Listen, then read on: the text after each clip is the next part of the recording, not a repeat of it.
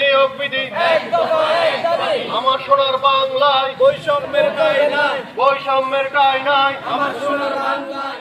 নিয়োগ বিধি বাস্তবায়নের দাবিতে চট্টগ্রামের পটিয়ায় 10 দিনের কর্মবিরতি শুরু করেছে পরিবার পরিকল্পনা অধিদপ্তরের কর্মীরা।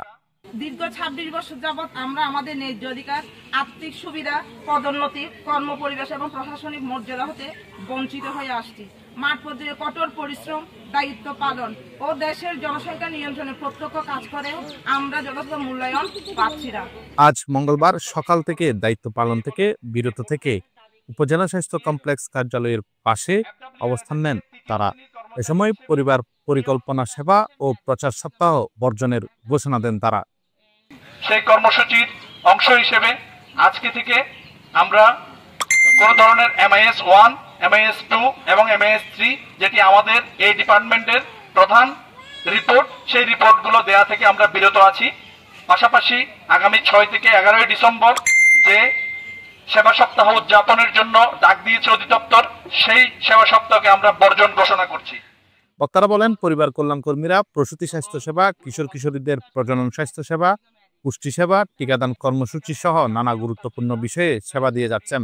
অথচ তাদের চাকরি রাজস্ব খাতে থাকলেও কোনো পদোন্নতি হচ্ছে না। তাই দ্রুত নিয়োগ বিধি বাস্তবায়ন করার দাবি জানান তারা।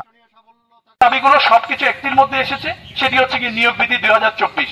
মঙ্গলবার শুরু হওয়া এই কর্মবিরতি আগামী 11 ডিসেম্বর পর্যন্ত চলবে বলে জানান আন্দোলনকারীরা। আজকে 2 তারিখ থেকে আমরা পূর্ণ কর্মবিরতিতে অবস্থান করছি।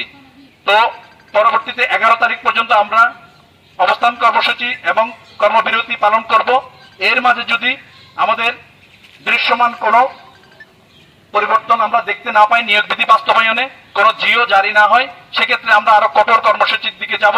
এটি কেন্দ্রীয় কর্মসূচির অংশ হিসেবে আমরা পালন করছি। কর্মসূচিতে বক্তব্য রাখেন পরিবার পরিকল্পনা পরিদর্শিকা স্বপ্না দাস, পরিবার পরিকল্পনা পরিদর্শক রাজীব দাস, মোহাম্মদ এরশাদ হোসেন, পরিবার কল্যাণ সহকারী সীমা নন্দী, কমলকান্তি দাস, জয়নাব চৌধুরী, শারমিন আক্তার, সৌমিত্র চৌধুরী, মুন্নি ঘোষ সহ আরো অনেকেই।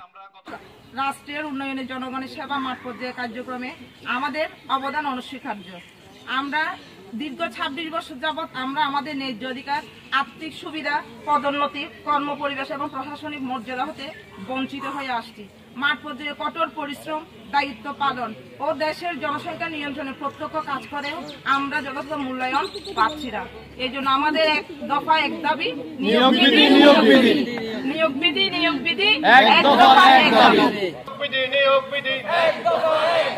আমার সোনার বাংলায় বৈষম্যের ঠাঁই নাই আমার সোনার বাংলায়। এক দফা এক দাবি, নিয়োগ বিধি এক দফা এক দাবি। Desk report, Patiya express.